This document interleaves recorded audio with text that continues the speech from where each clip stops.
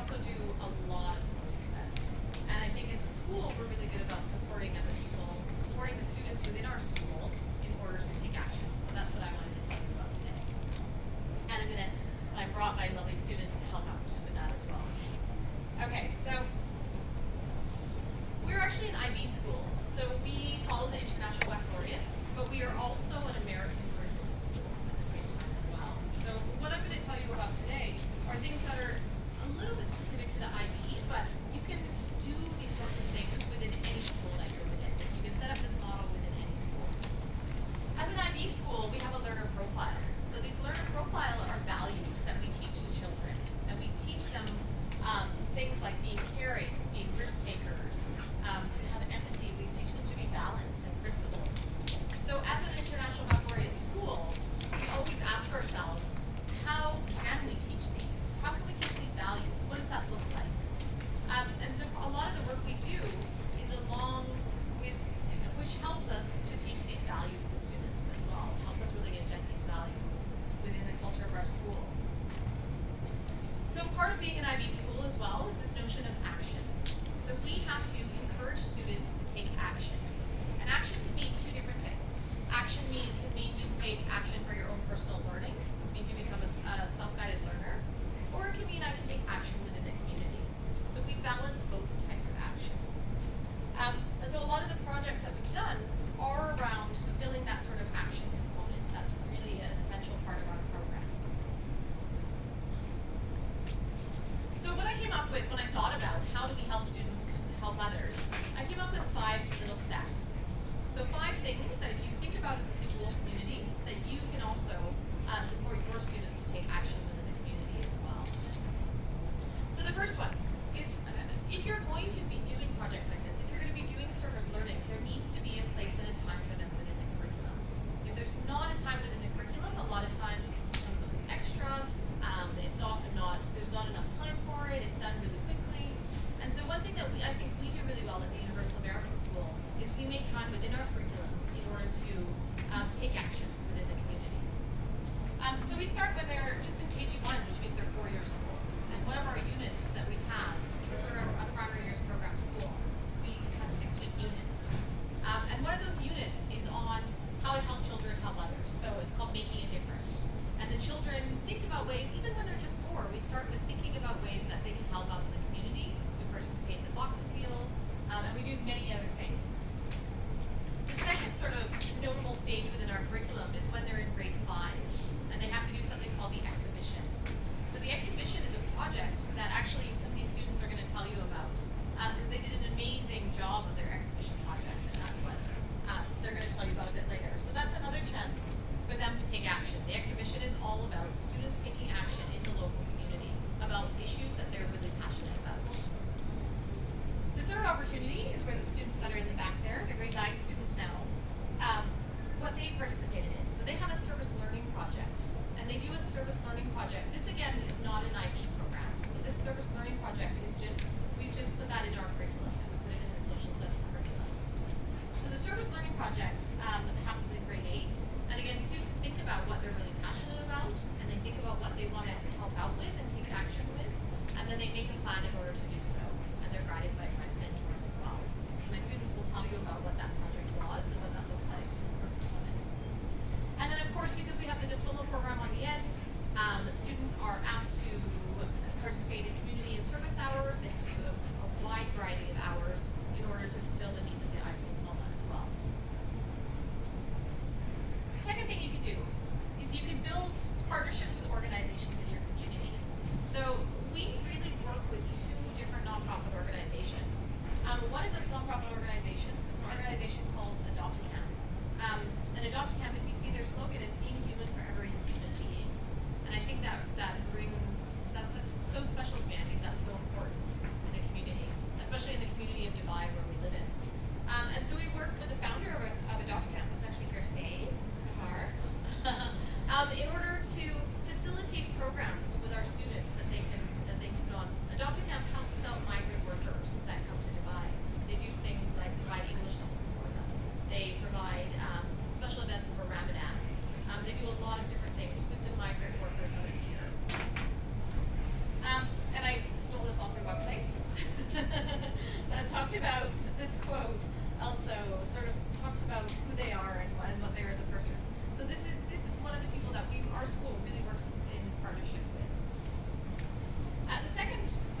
organization that we work a lot with is an organization called START. So START is a nonprofit organization through Art Dubai. And what they do is they provide art therapy for orphans and special needs children within Dubai. So one way that we help them out is we help them out in a few ways. A really easy way to help them out is actually provide them with, at the end of the year, all of our art supplies that we're about to throw out or we don't need anymore. We box them all up and it becomes boxes, and we donate them to this charity as well. So what this does, by us sort of supporting these charities, then it sort of gives us a partnership and it opens the door for our students then when they're looking for ways to help within the community, it builds sort of a bridge in order for them to be able to help and have connections as well that are known to them. So third step, find people in your community that can help you out. This gentleman on the left, his name's Chef Tom. He's from the Grosvenor House. He's the head chef of the Grosvenor House, and this is his Precious, who's one of the cooks in the kitchen there as well. He's an executive chef also. So the Grosvenor House actually helped us out with the service learning project for grade 8s. They provided all the food for the day for the men that came to our school. Chef Tom as well has said that he will help out any school. So the Grosvenor House, and I think it's important to know, a lot of these big businesses in our community, they have sort of charitable components that they have to fulfill as well. So by them providing food for us, and he said, you know, we would provide food for any school that was putting on a charity event such as this. You just have to get a hold of him. By providing food, it sort of fulfills their charitable criteria. So it sort of works in both ways as well. They do a lot of different projects within the community, and again, this one was one that they were happy to support us with as well. We also work with, but another thing we did is we thought who was in our school community. And so we have a parent who owns Chocoa within our school community that always provides cakes for all of the initiatives that we do as well. You know, we have big schools, we have lots of families, lots of different restaurants, you know, it's important to sort of capitalize on that. So fourth step, you need to teach the necessary skills. Again, folding clothes is not part of the curriculum, but this was the first opportunity actually these boys ever had to fold clothes. This was part of an exhibition project last year, which we were doing. We were doing a clothing drive. And so along with doing that sort of charitable action, we gave a discussion about what is appropriate when we're giving people things. We can't just give them whatever we've got. We need to sort it, we need to fold it, we need to make sure it's presentable. You know, there's a responsibility that we have as well. So yeah, they had some valuable life lessons as well. Then the fifth step, model and support action as a community yourself. So I think this is something that our school does really, really well. There's a lot of us within the Universal American School as teachers, as community members that all do a lot of charitable work. And by us doing it, you know, we've really been recognized by our student community that this is such a valuable thing, and they've been really inspired to do such as well. So the pictures at the top are actually through Adopted again. These are the English lessons that they provide. They provide them in partnership with the American University of Dubai. And so in January, there's a series of 10 lessons that happen on Friday nights from 6 p.m. to 8 p.m. And Adopted Camp organizes them with the American University of Dubai, the student society there. And they look for volunteers. And so our school actually, last year there was 10 teachers from our school that went and volunteered. We also had the diploma students that were doing that for their community action and service. And then on top of that, our school provided a bus so that our support staff could go and attend the lessons. Because a lot of our support staff were learning English as well. So it's sort of all-round community effort there. These ladies on the end are members of our support staff there. So they were really excited for the opportunity, and it was fantastic. Our school also provided the books for the course as well. So, you know, they really contributed. So again, we're modeling that action piece as well. So those are my five sort of points of wisdom on how to help students help others. What I'm going to do now is I'm going to hand you over to my students who are going to tell you about two separate projects that they did. So the first one is when they did the exhibition project. And they're in grade 8 now. This was actually 2 years ago. So they were in grade 6. Now this is them in the picture. And they're going to tell you about their first sports day project. The exhibition project that introduces us to the concepts we did in second grade. We choose the topics that we're passionate about, that want to make a difference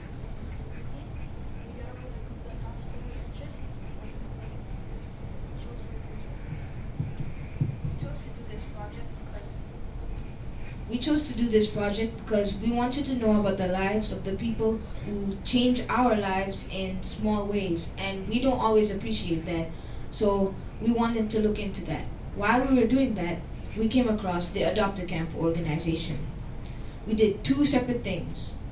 We made a phrase book that translated from English to Hindi and Urdu, and we created a sports day. We wanted to do something nice for the people here, and we decided to do something on their day off to let them have fun in some way. We enjoy and look forward to sports day every year, so we thought that they would too.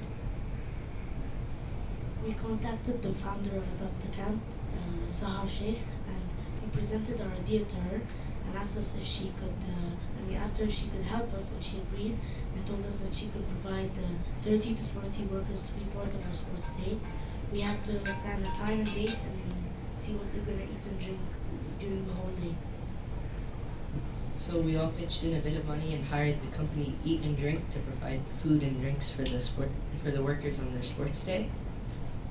We also had Chacoa provide some cakes.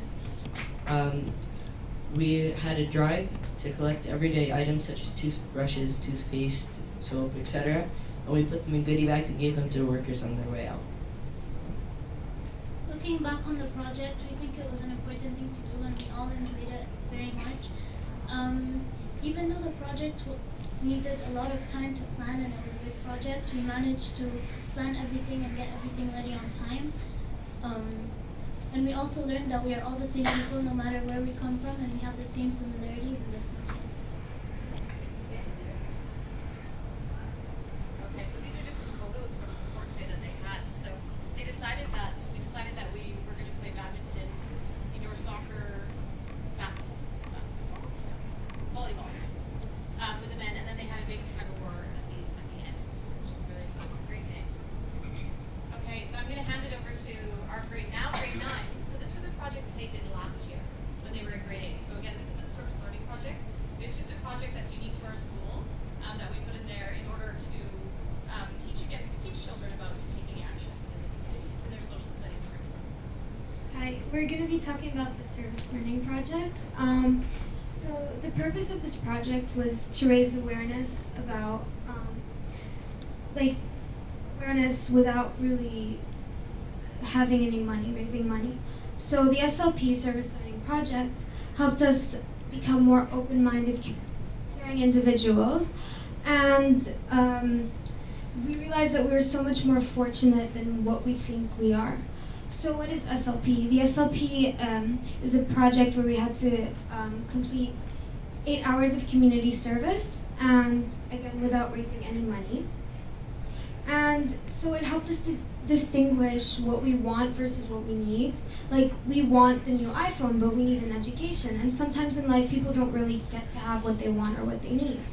And they just get to have what they get, and they learn to make a living from that. And we were thinking of what to raise awareness about, and many people were doing things that were great, but what distinguished us from other groups is that we used human rights, which was our previous lesson, and we connected it to migrant workers. And with that connection, it made an impact on their day a lot, and it managed to put a smile on their faces. So we decided to take action, and we really wanted to do something that would leave a massive smile on the migrant workers' faces. So Rashad, Nora, Leah, and I decided to bring those workers over to our school to enjoy their day off work with us. So we had a variety of sports that they can choose from, and many of them chose to play cricket. And for those who weren't into cricket, we had indoor soccer or basketball for them to play in the gym. The 6 hours they spent with us was filled with joy and a lot of laughter. And some even said it was the best days of their lives, one of the best days of their lives. And honestly, hearing that from them made us feel as if we made a huge impact on their day, as they did on ours. So why go through all this trouble? Well, we students, we wake up at, 6:30, get to school around 7:45. We study, we think it's boring, we go back home and we feel tired. Well, these people, well, they wake up at sometimes 4 o'clock, go early to work, come back late night with no air conditioning bus, and a bus that doesn't really look that safe.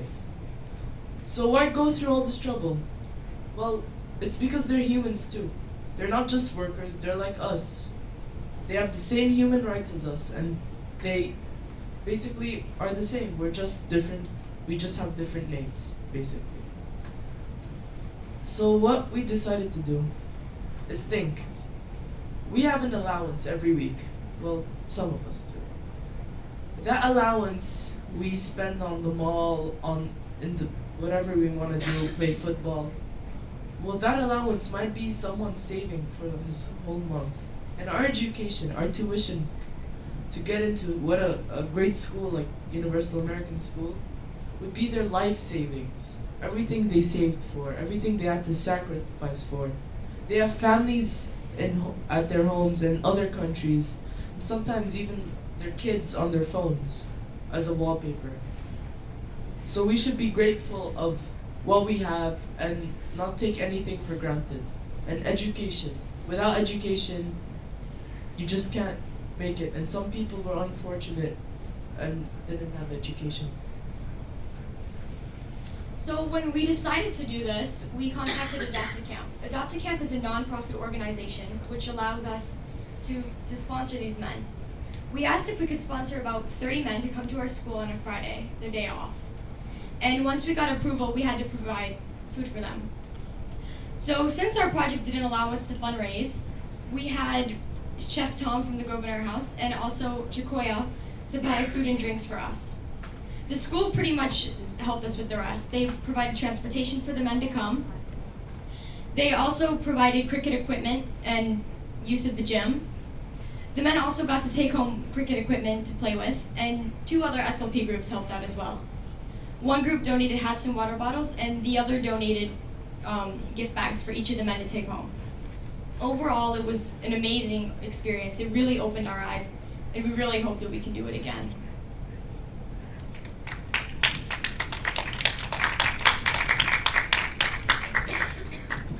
Excellent. So as you can see, we really had 2 different models for our projects. The first one, again, where the grade 6s said that, grade 8s now, sorry, that said that they decided they wanted to do it and they brought their own allowance to make it happen. We sort of progressed on from that to find people that would sort of provide things within our community in order to help us and to make this happen as well. I think, as you can hear, as I know, and as I listen to them, when I asked them to come and present today, I didn't tell them what to write. I just said, just explain about it and to see what you learn from it. And so those are all their words. And so as you can see, it was a really powerful experience, and it's something that is really easy to facilitate, and something that we really, as fortunate people with a Dubai, have the responsibility to do, I think, and to empower our students within our school. That's really it.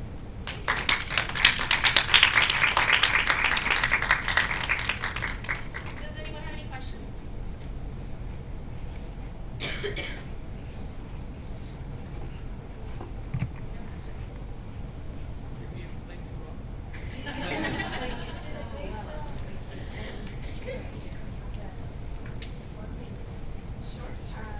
What would be your ideal next project? Now that you guys have all this experience under your belt and you've done such a great job of it, what would be your ideal?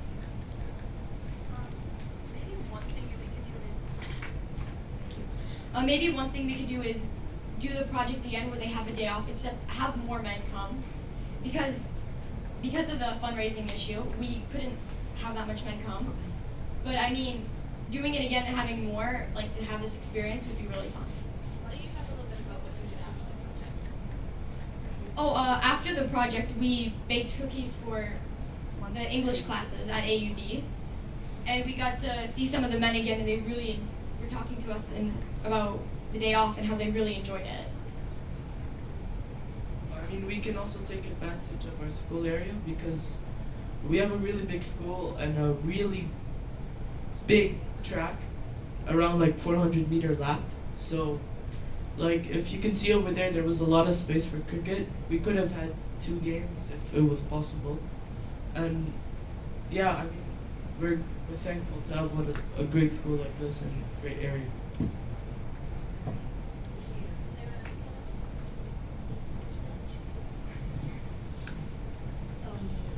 We know that they live in specific camps around Dubai, and maybe we could visit those camps and maybe provide them with more things and maybe make the camps better, try and give them better area and better rooms, maybe paint the camps so they look nice, and just help the camps in general so they become better.